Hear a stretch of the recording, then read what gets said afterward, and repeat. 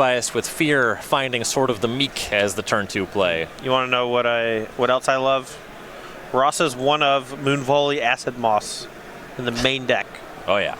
Love it. I mean, there's a lot of chatter about the Mirror maybe showing up and Mono Green Tron being around this weekend. The Acid Moss plays great in those matchups. Yeah, it also just ramps you, and you have a lot of these 2-mana ramp spells like Sakura Tribuilder and Explorer and, Farseek and yada, yada, yada. You almost always have, like, one thing to do on turn 3 after you ramp. Why not make it a Moon Volley Acid Moss? It looks pretty damn good here. There's the moss. Say goodbye to your snow-covered island. And it does search up a forest, not a basic forest, so you are able to get those dual lands with it, which is nice. It seems that Moon Volley Acid Moss should not be able to target a snowland. Why? That's just me. Moss in the wintertime? Well, shut up. Here's a Thopter Foundry. Fear did have a replacement second land. Acid Moss, okay? It melts the snow. Oh. Yeah, it shouldn't be able to target Tundra either. Good call, Director Rob. Isn't a snow-covered plains just a tundra? Oh, wow. Isn't that just like... I got a lot of words for R&D. Right, so Thopter Sword online with not that much mana for Fear. But he's got 19 life. Does have 19 life. If he goes land Mox Opal Urza, he does get to just win the game, which is pretty nuts.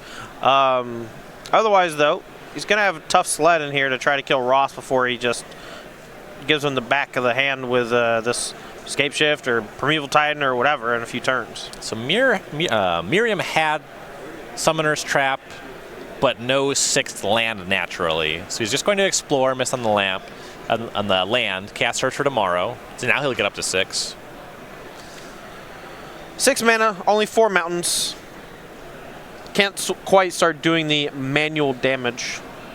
It's always a strange day when the Titan Shift deck misses a land drop, you know what I mean? Fear plays land number 3, has 2 Urzas in hand, can't cast them just yet. When they show up, they end the game.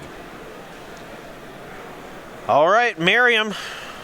Can you deal 21 damage this turn? So he needs 21. Draws Primeval Titan. Might be okay. Maybe not, though. Yeah, that's not the one he wanted. He already had that kind of effect. Sure. He might even have Escape Shift also, just doesn't have the requisite lands to actually do anything about it. So Harlan going to take a draw, finds the Urza, goes infinite, plays his whole deck, gains infinity life, and Titan Shift unable to do infinity damage. Weird. Yeah. Weird, I know. The damage output can be large, but not that large. In the quadrillions. It has an upper bound.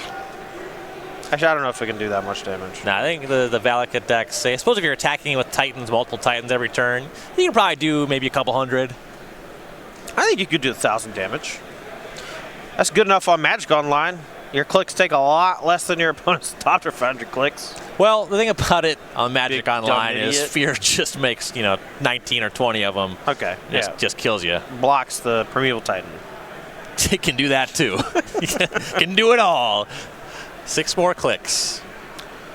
Harlan here. Thumb in his sideboard has a few things he does want to bring in. We'll go over the sideboards here real quick. Baltzes, I think, is a no-brainer. You can steal one of their big payoff spells pretty easily. I believe he is also boarded in Tezzera, Agent of Bolus as a way to close the game quickly. That combined with some small amount of disruption might allow him to steal a game. He does have 3 copies of Assassin's Trophy, which can kill Titan, but at the expense of giving your opponent a land just seems pretty bad. So I would leave those in the sideboard. Rejection, that stays on the board as well. Damning Sphere doesn't really do much against this particular deck. It's more of a mana stifler, and this deck gets lands on the battlefield manually instead of generating extra mana in cheaty ways. And then Collective Brutality, you could bring it in as a 2-mana discard spell, but I wouldn't bother. Yeah, you're talking about Damping Sphere. It's a card against a lot of ramp decks, but Merriam has 3 spheres in his own sideboard. Right. It doesn't affect the card Valakut the Molten Pinnacle. It affects cards like the Urzatron lands that all tap for extra mana, lands like Lotus Field, and ritual effects. But it doesn't stop Valakut proper. It doesn't stop stuff like Explore, the those ramp effects. You know, usually you're casting 1 a turn, trying to get up to like 6 or 7 mana, and then you're just casting like 1 big spell every turn for the rest of the game. Merriam actually has a relatively stocked sideboard for the match. Collector Roof, Reclamation Stage, 2 Force of Vigor, a Beast Within. Okay. Some options here. Dude, I just cannot wait for Beast Within to put a Todd Anderson token on the battlefield. It's rare.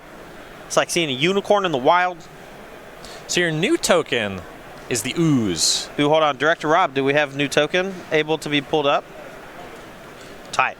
I have a new token. It is an Ooze. Go on. So, I mean, I was going to ask you, what kind of cards are going to make that Ooze? Biogenic Ooze makes that Ooze. It's a 2/2 Ooze. True. I'm a big fan of Biogenic Ooze. I played it a lot of my sideboards whenever I was toying around with Wilderness Reclamation. It's pretty good in a lot of these ramp decks as a standalone threat. The problem is that there's a ton of stuff that goes over the top of it, but as far as like a mid-range threat is concerned, Biogenic Ooze is nice. And you also get to play with this token, which is me getting eaten by the blob. I love that art. Or Gelatinous Cube. You know whose idea all that stuff was? Whose? Mine. Nice. I went up to our some of our art people in-house and was like, yo, what do you think about this? And they were like, okay, I can see that. And they kept asking me more questions, and I was like, like a Gelatinous Cube type deal. Or have you ever seen the movie The Blob? Yeah. And then for the next hour in Versus Live, I was just like, nothing moves the blob. So it just got stuck in my head. But looks like both players here are about ready to start game 2 here. I had an idea in my head about the Ryan Overture Treasure token, but I'm happy I didn't pitch it. Dude, it's so good. I love what they did with it. Yours is so good. It's just use a coin. Yeah. You're the king. In my head, I imagined. Oh, you could be the monarch next. Nah. You could be the monarch next because they always put the monarch on the coins. True. Yeah. That would be super appropriate. Right. Sorry. Go ahead. The vision I had in my head was Scrooge McDuck diving into the vault of treasure. That's pretty good, too. But I'm really happy I did not pitch that because. What if they had drawn you as Scrooge McDuck with the duck bill? Woo! Actually. Just doing the duck bill. Yeah, like you have the duck bill on the coin. I was thinking kind of like the art for the card Greed, like, laying in it. Ah. Yeah. Yes. All right, Harlan here, gonna mulligan. Something we see quite a bit in Modern thanks to the new London mulligan rule, and in general. Decks can usually afford to toss back weak 7s and 6s in favor of more powerful 5s, and the London mulligan exacerbates that slightly. Fear looking for some pretty specific stuff in the matchup, too. Right. Speed. Looking for speed. Hoping to turn on Mox Opal quickly, get that 3-card combo going. Thopter Sword Urza. Yeah, he doesn't have a whole lot in the way of actually stopping or slowing down the Titan Shift deck, so it's going to be a race, and, Ross is not really looking to interact all that much either, so whoever assembles their combo first, like last game, Ross stumbled a bit. Could have potentially won on like turn 4 or 5 if he had a better draw, but missed a land drop, drew too many explorers. Like a turn 4 Primeval Titan or whatever is just not even remotely close to good enough. Gotta go fast. Turn 5, it was a turn 5 Titan actually. Gotta go faster. Just got a Ricky Bobby. Gotta go faster. Fear looking at a 6-card hand here. Looks like it's a 2-lander with some Astrolabes. Correction, I think it's a 3-lander, but 1's going to the bottom. Merriam on the play, turn 1. Suspend, search for tomorrow. The Nut Draw. All right. Arkham's Astrolabe, also the Nut Draw. Joined by Welding Jar and Mishra's Bauble. I'm really curious on how good Field of the Dead is in this deck. Ross has 1 copy as kind of like a 5th Valakut for when your opponent, I guess, randomly hits you with the, Ghost Quarter Surgical Extraction combo or whatever. Maybe plays one of those Cranial Extraction type cards that steals them all out of your deck. Sure. But sometimes you can just use it with Scape Shift when your opponent's at a little too high of life total and generate like enough blockers to survive or something like that. I don't know. Yeah, I could see it playing in games for sure. Merriam continuing to accelerate the mana. Sakura Tribe Elder on turn 2. Fear is just going to cast 2 more Astrolabes. Great. I believe an Urza in hand. It's a pretty good one if he has Landmox Opal next turn. But Ross going to be looking to do some ramping of his own. Got a Primeval Titan in hand, so now it's just about getting up to 6 mana. Looks like he's going to go ahead and pop the Tri-Belter to dig a little bit. Going to see some shortcutting on the shuffling. Search for Tomorrow is going to find the basic at the same time. No reason to shuffle twice. Yeah, they're right. They don't happen at the same time. One happens on end step, and one happens on the upkeep. God, if you do not allow players to shortcut that, you deserve to only get 1 point in your matches. You are asking for draws. I give Ross a lot of hell about how much he shuffles. He did pay me a really kind compliment a few years back.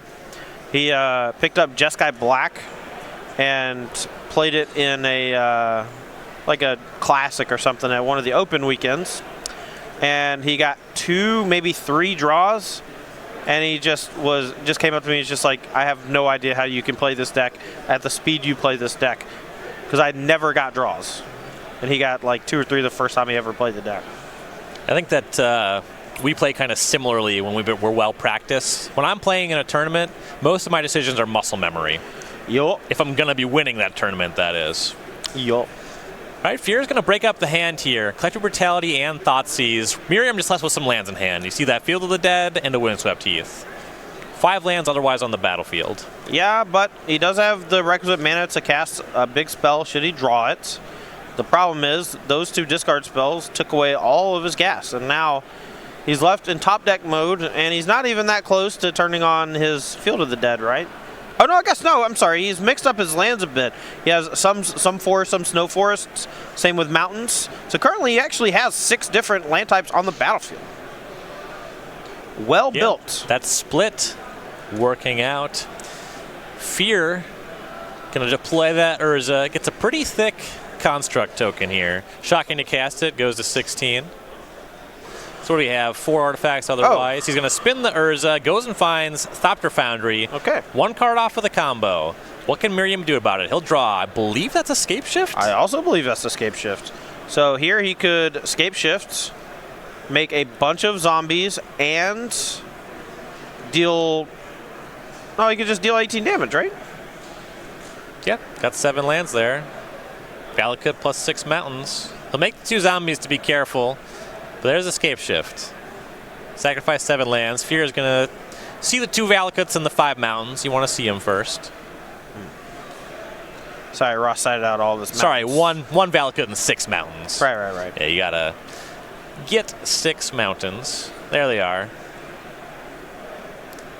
Yeah, but can actually make some Thopters here. Oh, never mind. That's only 18 damage. You do not need Sword of the Meek if you're just gaining a couple life. Yeah, I don't think Ross saw it. I didn't see it. Fear still needs to get the combo now. Yeah, but all he needs is Sword of the Meek. Yeah, he's pretty close. Arcum's Astrolabe.